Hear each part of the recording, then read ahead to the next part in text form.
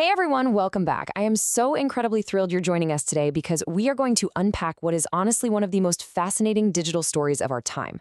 Today's explainer is all about how a completely ordinary, remarkably simple video sharing website morphed into a literal global superpower. We're going to trace the history, look at some absolutely staggering data, and dive into the massive cultural shifts behind YouTube. It is a wild ride full of crazy pivots, billion-dollar buyouts, and algorithm-driven empires.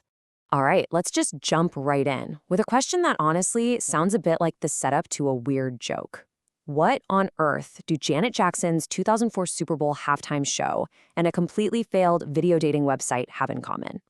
It sounds like an absurd combination, right? But as you'll see, the answer to this question forms the absolute bedrock of the internet as we know it today. Yeah, believe it or not, those two totally disconnected things were the unexpected inspirations behind the platform. Co-founder Javed Karim actually wanted to find clips of that specific Super Bowl halftime show, but just couldn't easily locate them anywhere online. Meanwhile, the other founders, Chad Hurley and Steve Chen, were heavily influenced by the site Hot or Not. They actually built YouTube originally as a video dating service. They even went so far as to post ads on Craigslist offering women a $100 reward just to upload dating videos. When it became painfully obvious that it was incredibly difficult to get anyone to actually post a dating profile, they made this genius pivot. They just opened the doors and decided to allow absolutely all types of videos. So here is our roadmap for today's explainer. First, from startup to Google giant. 2, building the video empire. 3, fueling the creator economy. And finally, 4, cultural impact and controversies. Let's go. Okay, diving right into section 1, from startup to Google giant. Just look at the blistering speed of this timeline. We are talking about hypergrowth here.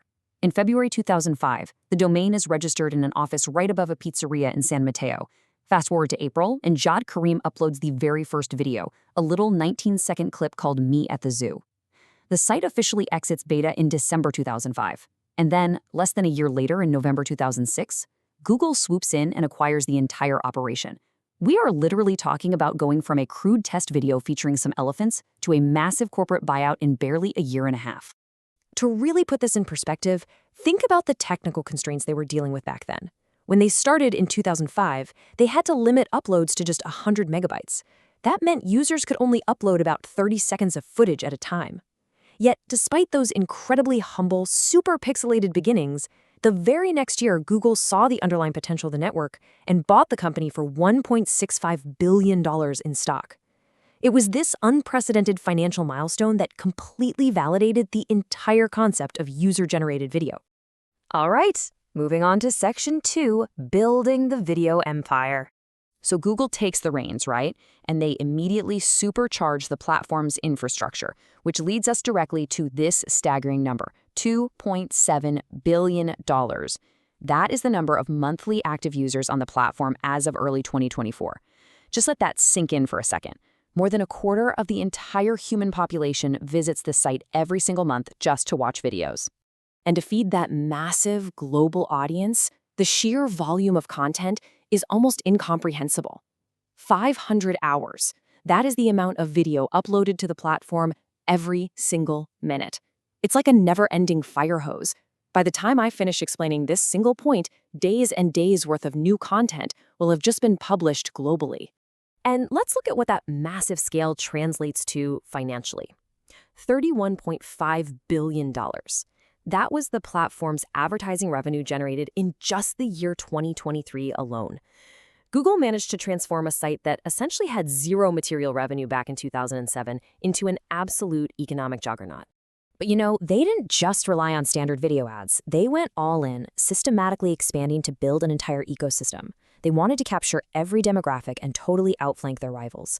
So they launched Premium to offer ad-free view. They built Kids to provide a curated, much safer space for children. They took on Spotify directly with music. They tackled traditional cable networks with TV, and then aggressively went after TikTok's massive Gen Z audience with Shorts. They essentially built an empire of apps within an app. Which brings us to section 3, fueling the creator economy. This specific ratio right here, 55 to 45, is absolutely crucial. It's the financial engine that birthed the modern creator economy. Back in 2007, the platform launched its partner program using AdSense, and they made a really smart decision. The uploader gets 55% of the advertising revenue, and the platform keeps 45%. That exact revenue-sharing model was a total game changer. It incentivized millions of people around the world, transforming the act of uploading home videos from a fun little hobby into a legitimate multi-million-dollar profession for thousands of creators. But here's the thing.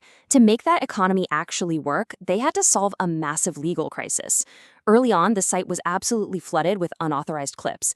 Think sketches from Saturday Night Live and things like that. They faced massive lawsuits that threatened to shut them down completely, most notably from Viacom. Well, their brilliant solution to this was Content ID. It's basically an automated system that scans uploaded videos against a database of copyrighted material to detect and manage infringement. So let's walk through exactly how this works step by step, because this little micro-narrative is what literally saved the platform. Step 1. A user uploads a video. Step 2. The system instantly scans it against a massive ID file database provided by the rights holders. Step 3. If there is a match, the original copyright owner gets a choice. They can block the video, they can just track its statistics to see how it does, or, and this is the absolute genius part, they can place ads on it and monetize it for themselves. It took a massive legal liability and turned it into a brand new revenue stream for traditional media companies.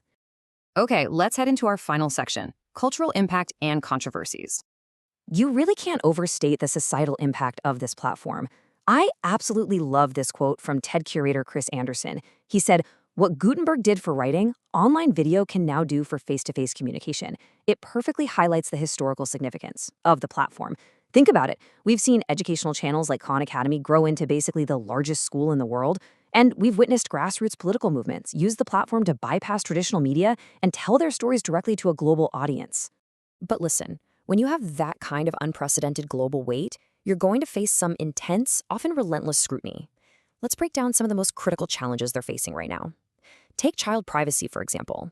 Back in 2019, they were hit with a massive $170 million FTC fine for collecting personal information from minors, which completely reshaped how children's content is handled. Then there's state censorship. The platform constantly navigates global bans, and as of July 2025, they're actually running age assurance trials in the UK using machine learning to try and detect a user's age and restrict content. And then you have the incredibly complex realm of content moderation. In September 2025, Alphabet announced it was reinstating creators who were previously banned for spreading misinformation about COVID-19 and the 2020 US election. Now, that move sparked intense debate over the balance between free expression and factual integrity. It really perfectly illustrates the incredibly complex tightrope they have to walk every single day. And that friction isn't just outside pressure either, it happens internally too. For instance, when the platform decided to hide the public dislike counts on videos to combat cyberbullying, they faced massive backlash. Even Jawed Karim, the platform's co-founder, the guy who uploaded that very first zoo video, sharply criticized the move. He argued, the process works, and there's a name for it, the wisdom of the crowds. It's a really fascinating look at the tension between protecting creators from harassment and preserving the open, democratic feedback loop that the whole community was originally built on. So, what does this all mean?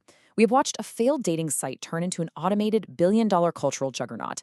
But as we wrap up, think about where things are heading.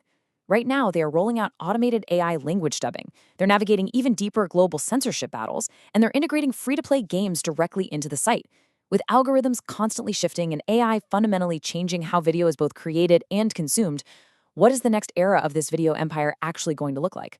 Will it remain the undisputed king of video, or will it be disrupted by the very technologies it helps pioneer? Thank you so much for learning with me today, and I'll see you in the next explainer.